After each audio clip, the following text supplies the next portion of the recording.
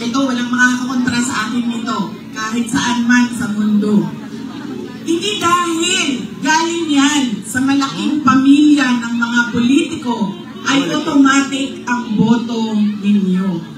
Hindi dahil anak yan ng Duterte ay automatic ang boto ninyo.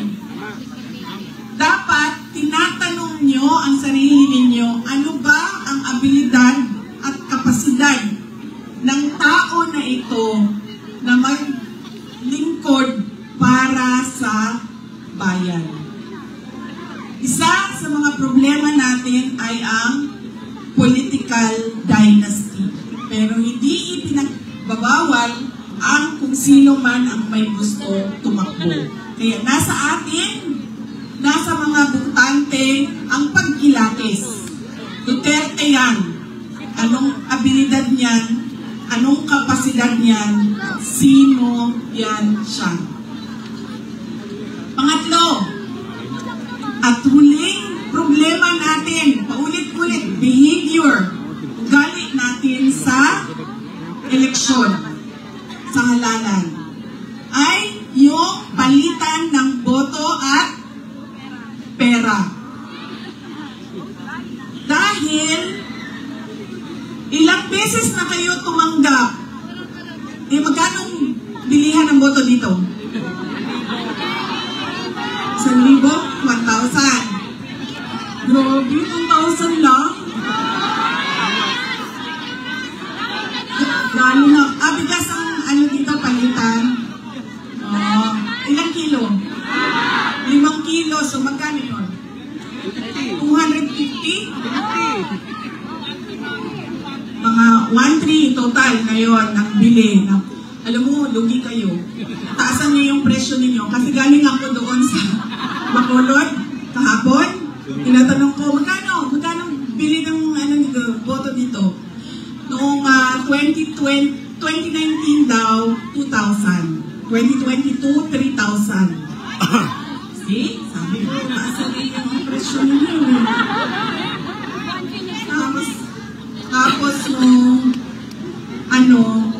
ito daw, itong eleksyon na ito, 2,000 to 3,000. Sabi ko, hindi niyo pa alam kung magkano kasi wala pa namang bilihan. Pero sabi nila, mga 2,000 to 3,000 daw yung bilihan ng boto doon. Kaya, kulang ang hingin ninyo.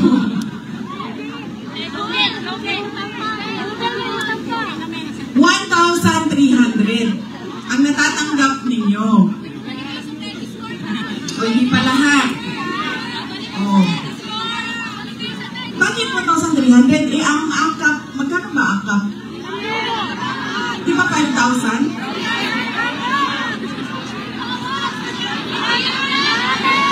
3,000?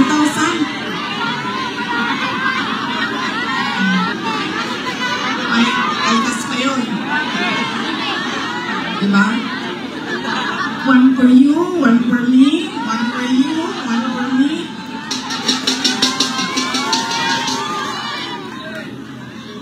Alam niyo, hindi namin ginagawa yan sa Davao. Alam niyo bakit? Nawawala kasi yung respeto ng tao sa isa't isa. Sabihin ko sa inyo kung bakit mamaya nawawala yung respeto. Sana ako. Kabilihan ng boto. Yan. Ilang eleksyon na kayo tumanggap ng 1,300? Wala! Ilang eleksyon na tumatanggap ang mga botante ng Pilipinas ng pera kapalit ng boto nila. Pero bakit mahirap pa rin ang ating bayan? At bakit hirap pa rin kayo bumili ng bigas? Kasi binabibili ang boto nila! Kasi dapat kung akap yan at galing yan sa gobyerno, tanggapin nyo, pero tanungin nyo naman yung sarili nyo. Ang nagbigay ba nito ay karapat-dapat maging leader ng bayan natin? Tama! Dahil, malamang, ipusta ko yung isang paa ko, hindi niya pera yang binigay niya sa inyo. Pera yan ng bayan.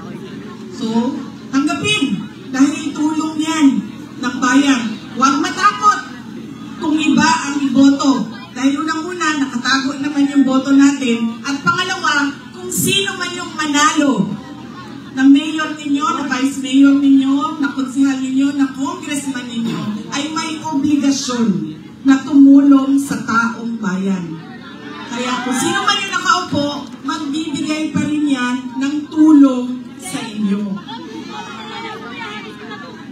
kaya?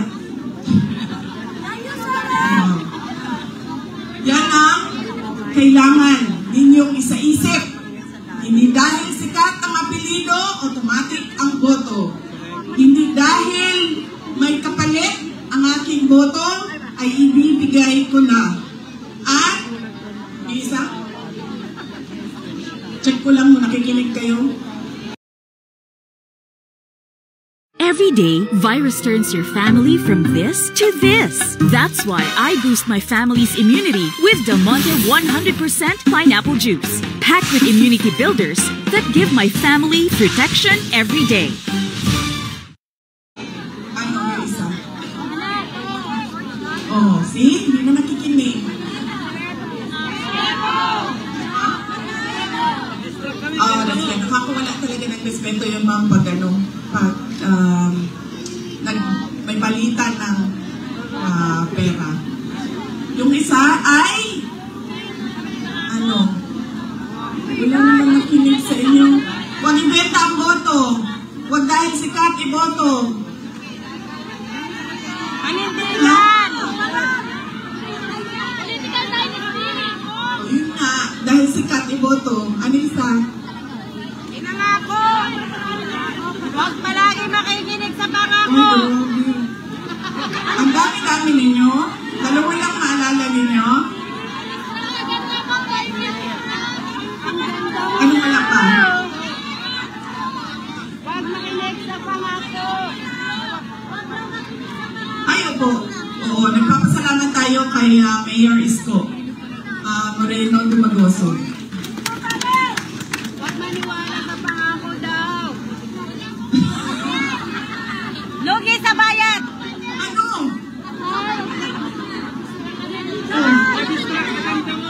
Daniel, ano? Oh, ano isa? Check mo lang kung nakikinig ka.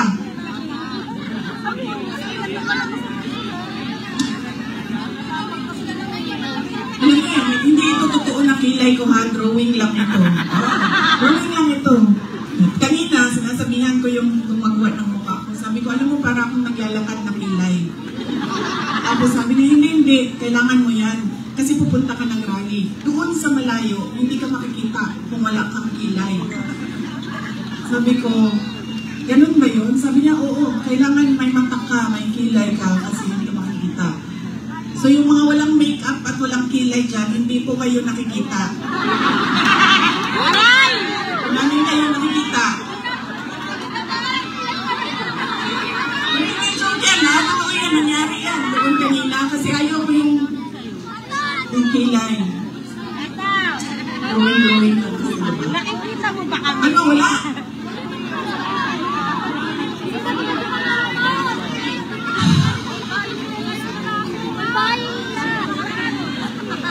Marami ang nangangamusta kay President Duterte.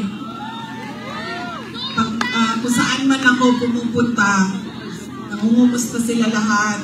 Tapos nagpapasabi pa sila, kanina, meron ilan dyan sa likod na pakisabi, kamusta kay Tatay Digong. Kahit hindi ko siya kilala, lagi yung mga tao, hindi ko kilala sa pangalan, sasabi nila, pakikumusta kay Tatay Digong. Ayun. Siya po ay nakakulong. Anak po ako ng nakakulong na at okay naman siya. Madami din ang nagtatanong, kamusta na si Tatay Digong? Sinasabi ko, lagi okay naman siya. Ang problema lang ay hindi siya marunong maglaba, magluto, at maglinis ng kwarto. Dahil yon ay ginagawa sa kanya lagi ng mga asawa niya. Madami pong asawa ang aking